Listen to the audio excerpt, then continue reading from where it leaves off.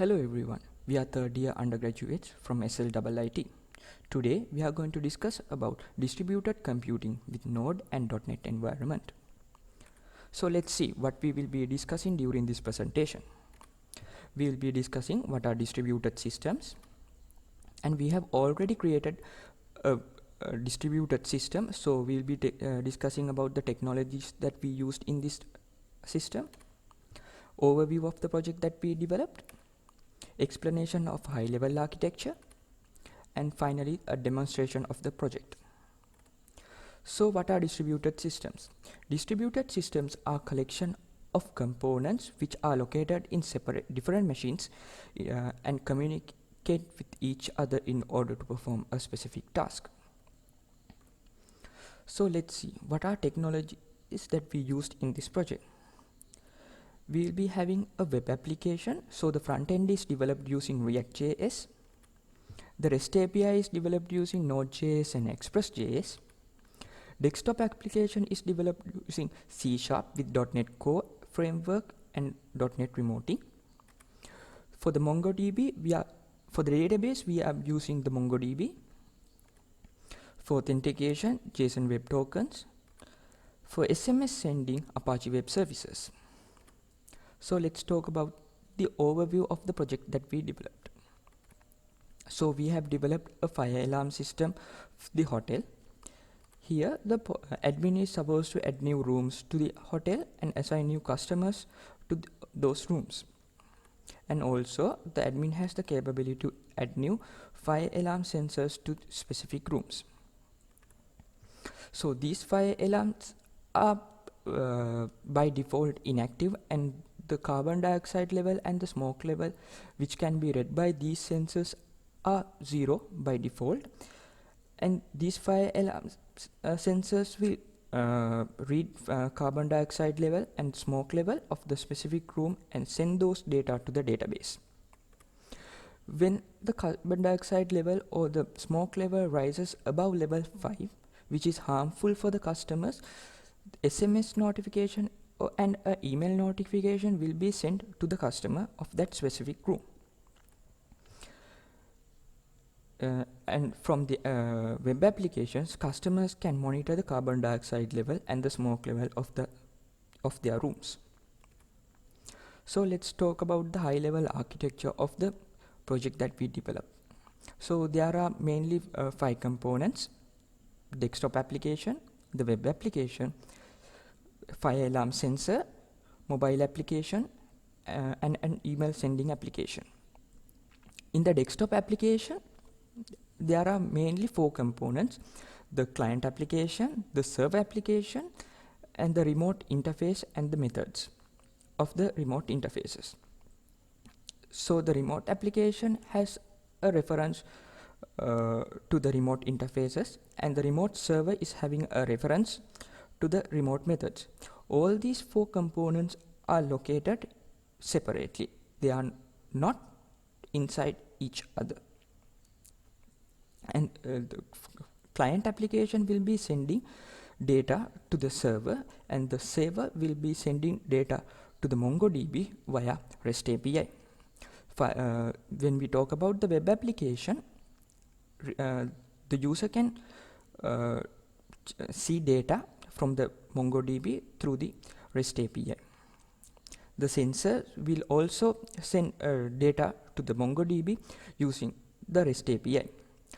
The mobile application, which is used to send SMSs to the customers, and the email application, which is used to send emails to the customers, will fetch data from the REST API. So that is the explanation of the architecture. So next will be the demonstration by D.C Kalubowila. Thank you. Welcome to the demonstration. I am D.C Kalubowila, the co-contributor of this project. So let me demonstrate what we had done throughout of this project. So as the first step, I will start the this is our folder structure. Then this folder .NET remoting folder included the old remoting stuff. Then dummy sensor parts, which is nothing but it's actually the it act as a sensor. Then it is developed. It's simply C# Windows application. So inside of server folder, it includes the all backend parts, simply which means REST API. Then it which was developed using Node.js and Express.js. Then outer part is web client, which is developed using React.js. So as my first step, I start the my REST API first. So this is the uh, project file path of my folder path to my back REST API. So I started REST API. The reason why I put here Node1 because in my package.json file I included Node1 as my dev dependency. So you can see here the server is started on port 5000, then connected to the MongoDB. So this is the DB. It has two collections, rooms and users currently. Then as my second step, even you can start either remoting stuff or web client. So I choose web client for my second step. Then I started web client as my second step. This is the uh, project file. This is the folder location in command line. Then I started the web client. Then let's see, may take quite time. Okay, let's move on to the remoting stuff because this is the remoting folder. It's included all remoting stuff. Then this is the solution file. Even though as the information before, this remoting platform is completely four categories, four categories, which is combined of four categories. Simply remoting the client, the remoting server, and the interface, and the methods that were defined, that which are those are defined in the methods which are defined inside of interface, those are implemented inside of this remote method implementation. Then you can see here the front end is starting. Okay, so this is the for project structure. Then fire alarm service, fire alarm service, remoting client, remoting server. Test data app means which is nothing but because when we developing this project, we are testing our simulations, our routes, then our task using this app. This simply for testing purpose is not development. It's only runtime environment and development dependency. It's not for the production level. So these are the four main approach. As first step, I started I will started the remoting server because in Java or any other platform, even not only .NET, you have to start server first if you are working with remoting platform. So you have to open remoting server first because when I can do this if I move on to the solution debug folder, I can see here remoting server. The reason I can why I can show this remoting server.exe file here because previously I built this project, entire project. I built the entire solution, so that's why I can see here it has a exe file. So then I started here the remoting server. Then I move on to the remoting client. Then it's also there is a remoting exe application. So I started that. As first step, you can see here this is the admin login because for this project we are not focusing to the any UI or any patterns. So that's why it's like here. Uh, for only thing throughout of this project we want to discuss this what is distributed computing, how distributed computing is work, then how remoting platforms are working with uh, third party projects, third party libraries like we can say even libraries or third-party projects like that, because it's completely different. Those things are developed using those components are developed using different platforms. That's why we call it distributed computing. So then I log into the system using details. Those are the current users in this system. I'll refresh the yeah no okay. I remove current user, current admin and admin and gmail.com, that credentials I remove. Then I enter that credentials.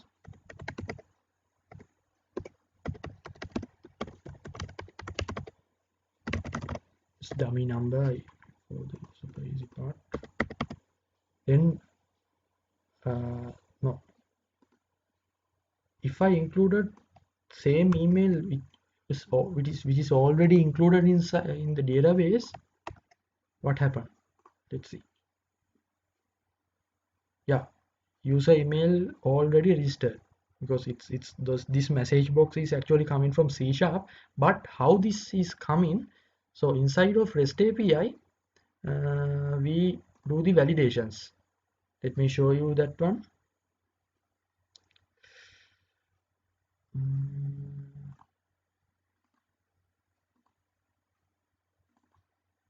This is the backend part.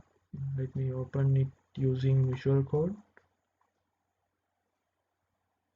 Actually, those error message are pop up according to the HTTP standard status code.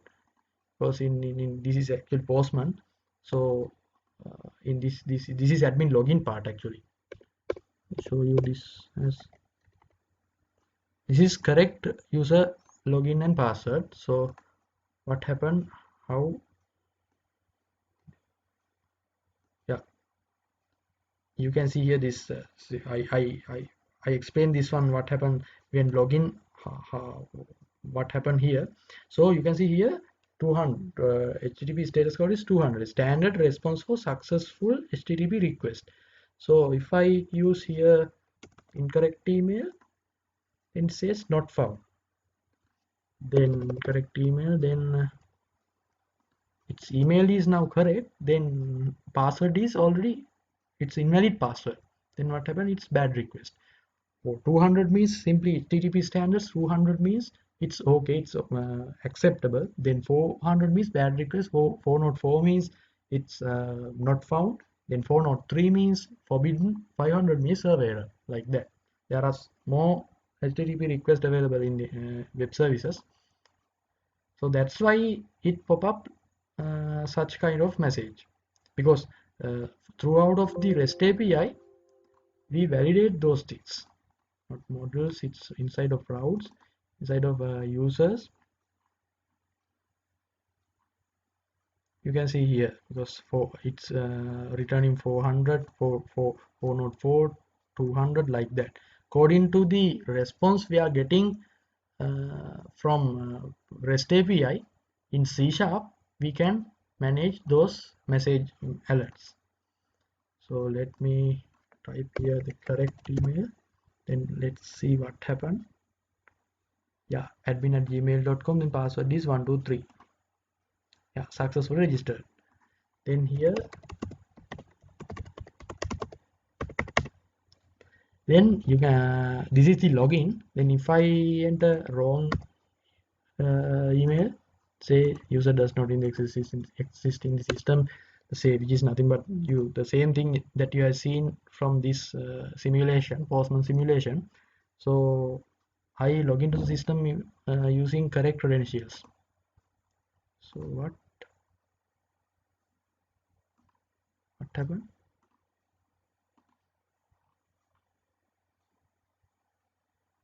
Yeah, it's spelling mistake. Let's see this. gamil.com. Okay, it's now correct. So in this part I mentioned the information before, we are using we already used JWT authentication. How we use that? So you can see here this invalid password. can see here you can see here it's generating token, because those inside of that token uh, admin's data, login person's data is encoded. If you copy this one and browse to the site called jwt.io,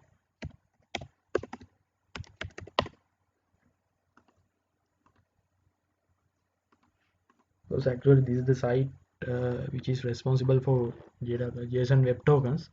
So if I paste this token here, you can see those are the encoded details. We validate our logins using this authentication, and you can see here our password is also encrypted. That's why it's like here. Even though I am using for every user account, I using password as 123, but even password is same, it's encoded into the different characters, because the reason uh, we encode those things according to current date and time, because current date and time is never uh, to never come come came as same current date and times for two different users. So okay, this is the two windows. We actually made in two windows. This is for adding rooms. Then this is for assigning users when added to added rooms. So I'll show you when adding room what happened here. The room number is 48, floor number is 4. Then I'll add the room added successfully. After we program this data grid view refresh to data grid view is refreshing after 50 each and every 15 seconds. That's why it's refreshed like this. It's asynchronous call. So I am not doing anything after inserting data. Then it's taken too much time and refresh data itself. Then it's already added to the system. Then if I search this room number, it's already available. Then if I move on to the folder structure, one thing I had to show you. Yeah, this is we are maintaining no we are maintaining actually file handling for this purpose. You can see here these are the current available rooms. So inside the newly created room is 48. Then inside of that, floor number is 4. Because already no room number is 48, because the folder is created according to the room number. That's why I included the flow number inside of that file, because it's creating a file, creating it's creating a folder. First it's creating a folder according to the room number, then inside of that folder it's creating a simple text file. So let's try another one. In the fifth floor, what happened, let's though all data is displayed is in here also, because simply you can see here the CO2 sensor, smoke sensor, room status means the CO2 sensor is currently off, whether if it is on or off, like that. Smoke sensor is on or off. Then user status, room status means user in means that particular room currently have a user, has a user. Then user free means then room is free, then any user can allocate it to particular room. Admin can allocate any user to particular room. That's why it's say like free. So I add room 58, then inside of that, that is also the text file. So let me close these things. Then I will assign, so doesn't matter those things, every same data is shown on here. I'll assign a user to this. Let me type my name, then my email, then my mobile, then my NIC. I will type like dummy, then room number. If I use unavailable room number on here, say like this kind of a message, actually which is nothing but actually those are validated from HTTP standard status code. Then I assign 48 as this user. user added successfully. Then let's see what happened. No, then let's see what happened to here. I added 48. Yeah, you can see the file is updated. Simply for this function, file is appending. We managing instead of in addition to managing database, because actually the database is already updated. 48, room number 48 here.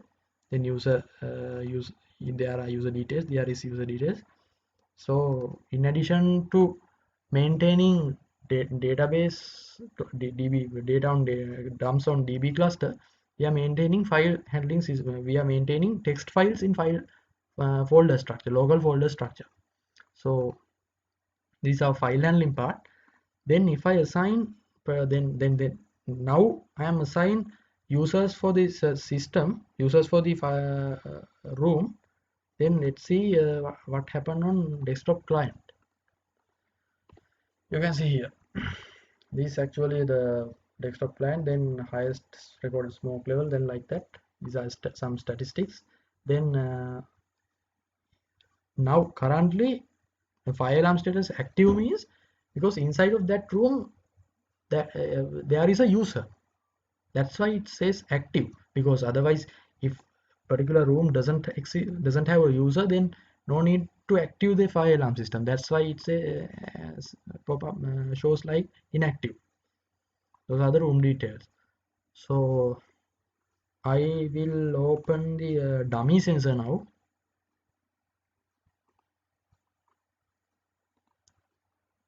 This is actually I am build this project, that's why I open this as from here. This is dummy sensor.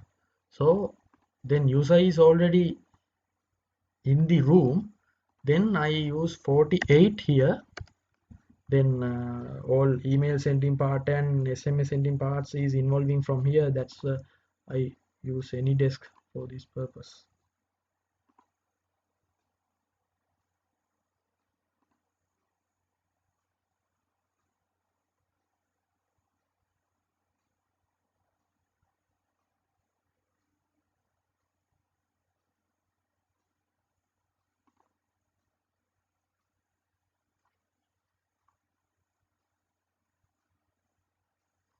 Yeah, it is connected. So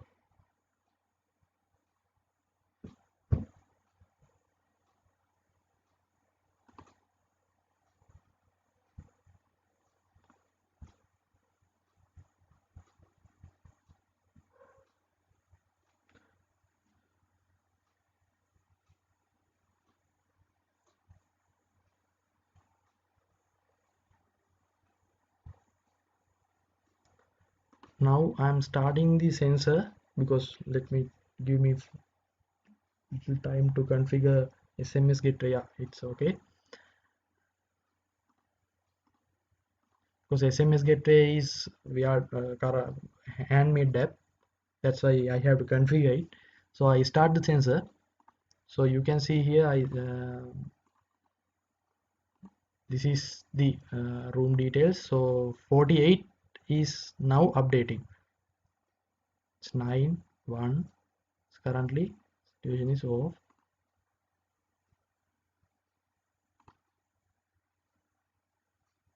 Then 48 is its CO2 sensor is now on, then still smoke sensor is off. Then let's see what happened on web. Yeah, is the average. You can see it's dynamically changing. This refreshing according to the periodical time, which is I think 30 seconds. Yeah, it's 30 seconds. Every 30 seconds this is refreshing. So in desktop app it's refreshing, the data grid view is refreshing each 15 seconds. Then dummy data sending data to the DB each 10 seconds. So you can see inside of then this is our mail. No, yeah, mail room number 48. Is your CO2 level is 9 because it's now alarm is on. You can see here no. Now both alarms are on because CO2 level is going down under 5. That's why it's show as off. Then now smoke sensor is on. Then let's see in SM what happened on SMS gateway.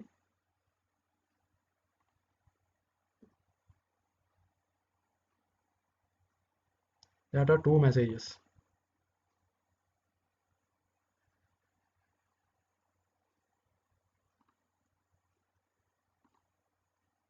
So those are the actually what we have developed in throughout of this system. And let me show you what the text file inside of room 48. You can see what are the if any blast is happen in any blast is if there is any blast is happen inside of room, then you can see you can get prior data what you can examine that how these things happen, because what are the pre-data, what are the evidence that occurred for this incident, you can get throughout of this file because it's recorded uh, every dummy sensor data periodically in your file, because in database it's not recording your previous data but only current data is recording. Now your for room number 48, if I refresh this one, you can see smoke level is 10, CO2 level is 0. Then below 5 it's actually if certain level either CO2 or smoke and below 5, it's actually its particular alarm is off. That's why is CO2 active false, then smoke active true, then both email and SMS were sent. So those are actually we want to tell you another thing. If particular admin want to delete certain room, then you can type that room and search, then delete. Then after a few more seconds it will refreshing here. Let me refresh that one. Yeah, you can't see here for 58. Then already for 27 room is now user is available. Then if imagine that user is check out from the hotel, then one thing admin have to do, then search, then reset the room. That means the it the room is become to the initial state. That means like here no, we can't do it for room 27 because it's user free. If I do room 12, it actually came to the status of now currently room number 27 has reset the rooms. Then it's take what time, then let's show you, then it's user free. So those are the things that we developed using this system. So we use JWT web tokens here also, I mentioned before. Then Node.js and Express.js for REST API parts, then C#, .NET remoting, and you can furthermore I will show you, because this is the TC because actually .NET remoting is run on top of the TCP connection. That's why I have to include here TCP channel. Then remoting client, inside of remoting client, then you can see here you have to use that one, you have to assign that one using this calling this particular port. Then global variable simply means actually it defines the TCP channel, because when creating different kind of forms we have to use this channel continuously. That's why I keep it as a global variable. Then for I manage another global variable because we have to manage proxies in both when developing both backend and front ends. To connect backend into your front end, you have to manage proxy. That's the same thing I had used here. This is the base URL for our REST API. You can see even here the base URL for REST API. Then it's change using users login. Then you can see here users register, then room, then but this base URL is common. That's why I use this proxy address here using web API client. So yeah, hopefully those are the parts that we want to show you. Then this entire project is included into the GitHub. The link is link will mention in the description. So thank you very much.